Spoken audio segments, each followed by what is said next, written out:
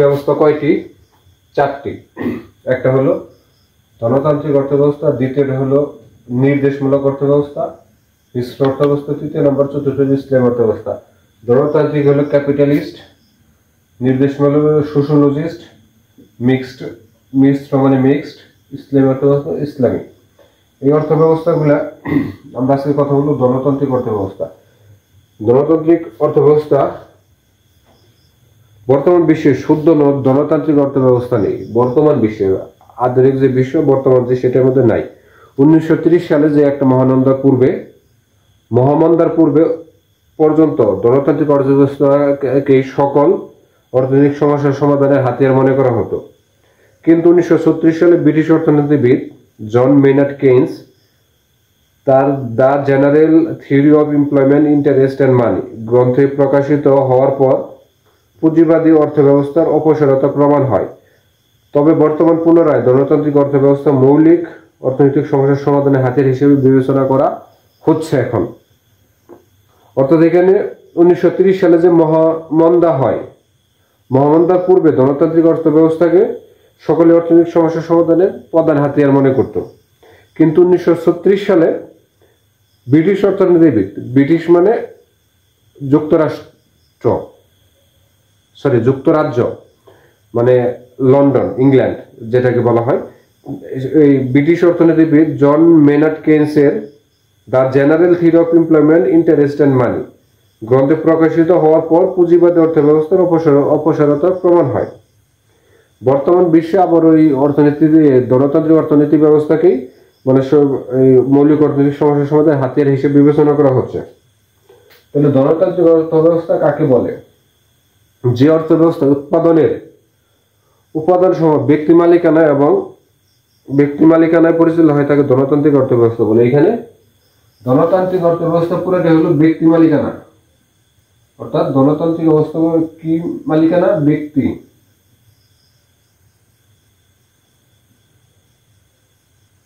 ব্যক্তি মালিকানা অর্থব্যবস্থা।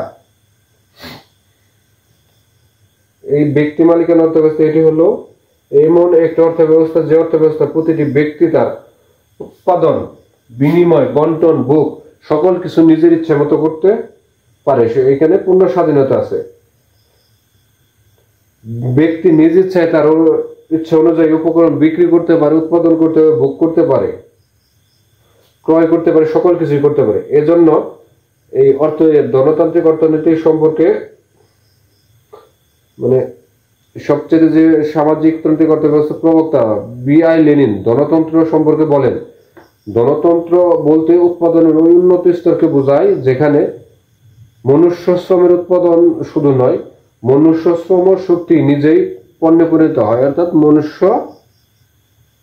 উৎপাদন নয়, মানে উৎপাদন বলতে দান আমরা উৎপাদন করলাম, শুধু দান না, এই দানের জন্য যে আমরা শ্রম দিচ্ছি, এই শ্রম শক্তিতে রূপান্তরিত হয়। শ্রম নিজে পরিণত হয়, মনুষ্য শ্রম শক্তি নিজেই পণ্যে পরিণত হয়। অর্থাৎ এই শ্রমটা পণ্যে পরিণত হয়। সেটা হলো কে বলছে? বি.আই. লেনিন, যিনি একজন সমাজতান্ত্রিক অর্থব্যবস্থার প্রবক্তা। এই ব্যবস্থাতে বাজার প্রক্রিয়া, মার্কেট মেকানিজম বা মূল্য ব্যবস্থার মাধ্যমে প্রাইস মেকানিজম অর্থনৈতিক সমস্যার সমাধান করা হয়। বিভিন্ন পণ্য উপকরণে বাজার পরস্পর সম্পর্কিত হয়ে গঠন করে বাজার প্রক্রিয়া, তেমনি বিভিন্ন পণ্য উপকরণের মূল্য পরস্পর সম্পর্কিত হয়ে গঠিত হয় মূল্য ব্যবস্থা। সুতরাং যে অর্থব্যবস্থার উৎপাদনের উপকরণগুলো ব্যক্তি মালিকানাধীন বিদ্যমান এবং সরকারি হস্তক্ষেপ ব্যতি রেখে অবাধ দাম প্রক্রিয়ার মাধ্যমে বাজার পরিচালিত হয়, সেই অর্থনৈতিক ব্যবস্থাকে ধনতান্ত্রিক অর্থব্যবস্থা বলা হয়। আবার এই ধরনের অর্থনীতিকে মুক্ত বাজার অর্থনীতিও বলা হয়। কি বলা হয়? ওপেন মার্কেট কাকে বলা হয়? ওপেন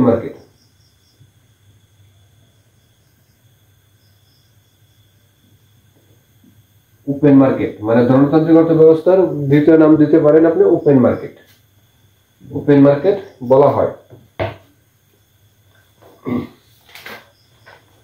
এখন এটার আমরা গণতান্ত্রিক অর্থনৈতিক ব্যবস্থার কিছু বৈশিষ্ট্য আছে, আমরা বৈশিষ্ট্য দেখব।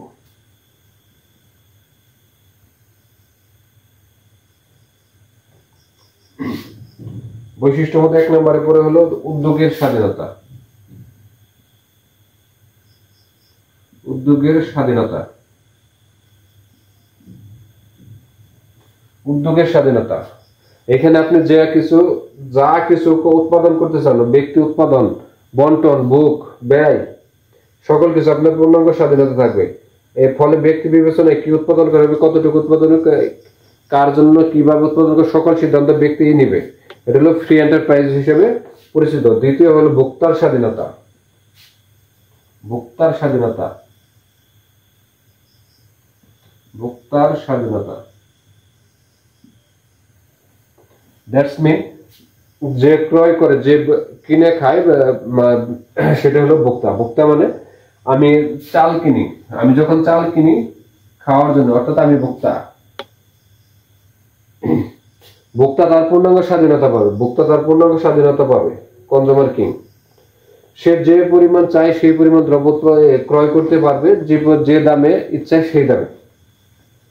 তৃতীয় হলো সর্বাধিক মুনাফা।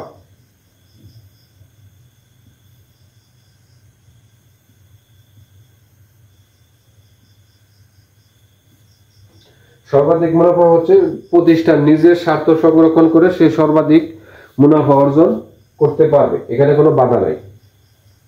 অবাধ প্রতিযোগিতা, এখানে সবাই প্রতিযোগিতা করতে পারবে। 4 নম্বর হলো অবাধ প্রতিযোগিতা।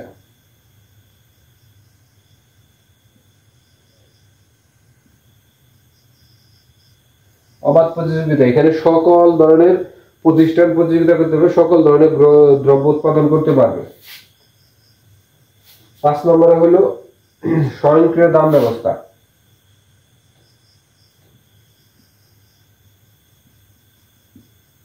স্বয়ংক্রিয় দাম ব্যবস্থা, এটা অটোমেটিকলি ইনভিজিবল হ্যান্ডের মাধ্যমে এটা হলো স্বয়ংক্রিয়ভাবে দামের ব্যবস্থা নির্ধারিত হয়। মানে স্ব চাহিদার উপরে, সাপ্লাই এন্ড ডিমান্ডের উপরে অটোমেটিকলি দাম নির্ধারিত হবে।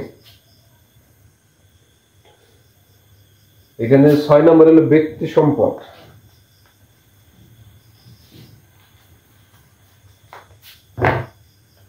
ছয় নম্বরে ব্যক্তি সম্পদ, ব্যক্তিগত সম্পদ। ব্যক্তিগত সম্পদ, গণতান্ত্রিক ব্যবস্থায় উৎপাদনের উপকরণ সমূহ অর্থাৎ বিভিন্ন ধরনের সম্পদের মালিকানা থাকে ব্যক্তি বা ব্যবসা প্রতিষ্ঠানের হাতে। তবে মালিকানা অসীম নয়, বরং কতিপয় বিধিবিধানের আলোকে ব্যক্তিগত মালিকানা ধনতান্ত্রিক অর্থনীতিতে স্বীকৃত হয়। এখানে আপনি ডিরেক্টলি করতে পারবেন না, কিছু বিধি নিষেধ গভর্নমেন্ট দিবে, সেইগুলা মেনে আপনার ব্যক্তিগত সম্পদ বা করতে পারবেন। যেমন আপনাকে ইনকামের জন্য ট্যাক্স দিতে হবে, ট্যাক্স না দিলে আপনার সম্পদ বাজেয়াপ্ত হতে পারে, সেইগুলা। অর্থাৎ সরকার যে নির্দেশনা দিবে সেই নির্দেশনার উপরে আপনি সেইগুলা করতে পারবেন। 7 নম্বর হলো ভোক্তার সার্বভৌমত্ব।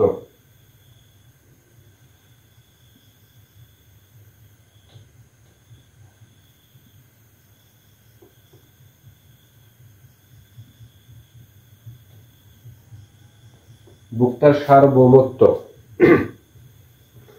গণতান্ত্রিক অর্থব্যবস্থায় ভোক্তার সার্বভৌমত্ব বজায় থাকে। এই অবস্থায় প্রত্যেক ভোক্তা তার নিজস্ব উৎপাদন রুচি অনুযায়ী যে কোনো পরিমাণে ভোগ করতে পারবে। এখানে কোনো তাদের চাহিদা দেখে বিভিন্ন প্রতিষ্ঠান তাদের উৎপাদন বাড়াবে, কমাবে। 8 হলো বৃহদায়তন উৎপাদন।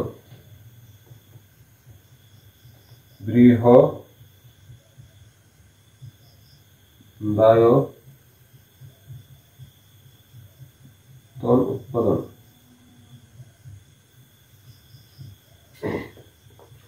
ধনতন্ত্রের পুঁজিপতিরা ব্যাংকে হতে পুঁজির সাহায্য পায়, ফলে নিজস্ব পুঁজি ব্যাংকের পুঁজির সম্মানে পুঁজিপতিরা বৃহৎ বিনিয়োগযোগ্য তহবিল গঠন করে এবং বিনিয়োগের মাধ্যমে বৃহৎ উৎপাদন প্রতিস্থাপন করে। এখানে যাদের টাকা পয়সা আছে তারা নিজস্ব টাকা ইনভেস্টমেন্ট করার পরে ব্যাংকে থেকে টাকা নেয়, ব্যাংকে থেকে টাকা নেওয়ার পরে তারা আরো বৃহৎ আকারে উৎপাদনের জন্য ইনভেস্টমেন্ট দেয়। পুঁজিপতি ও শ্রমিক শ্রেণীর সৃষ্টি। পুঁজিপতি ও শ্রমিক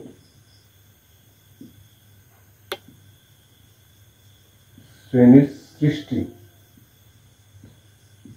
গণতন্ত্রের সবচেয়ে কঠিন একটা পাঠ। পুঁজিপতি ও শ্রমিকের সৃষ্টি।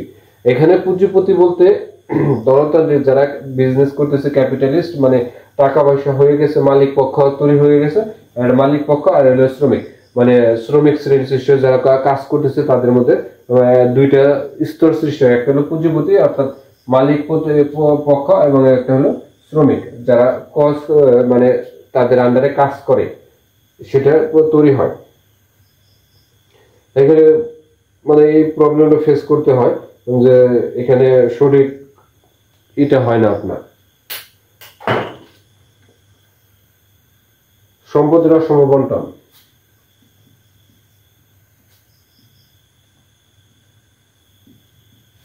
সম্পদের অসম বন্টন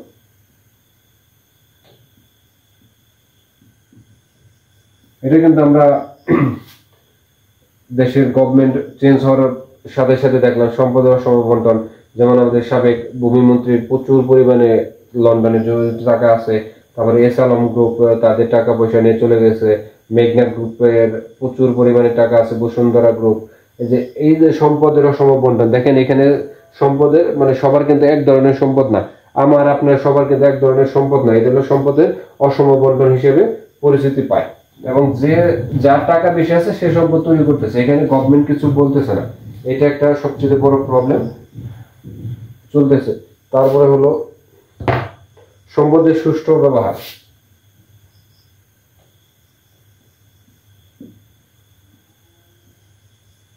সুষ্ঠু ব্যবহার,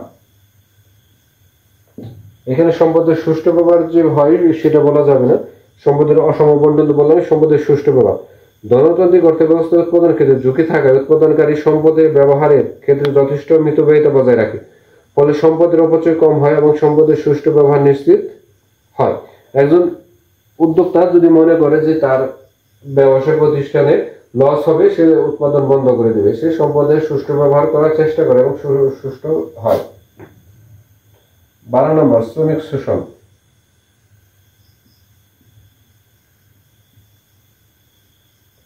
শ্রমিক শোষণ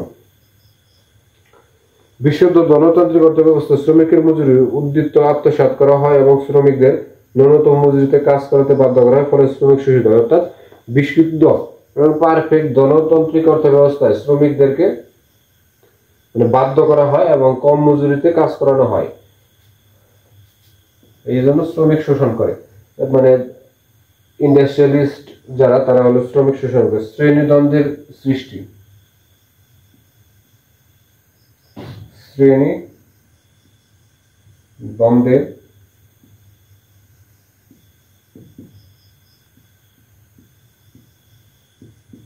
শ্রেণীদ্বন্দ্বের সৃষ্টি।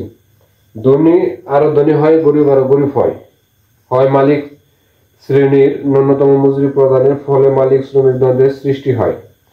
এটা হলো গণতান্ত্রিক অর্থনৈতিক অর্থব্যবস্থার বৈশিষ্ট্য। এখান থেকে মোটামুটি প্রত্যেক বছর আমি যা দেখলাম কোশ্চেন আসে, অবশ্যই এই অর্থনৈতিক ব্যবস্থাটা খুব ভালো করে পড়তে হবে। এর পরবর্তীতে ক্লাসে আমরা নির্দেশমূলক অর্থনৈতিক যে ব্যবস্থাটা আছে সেটা আমরা দেখব। ধন্যবাদ সবাইকে।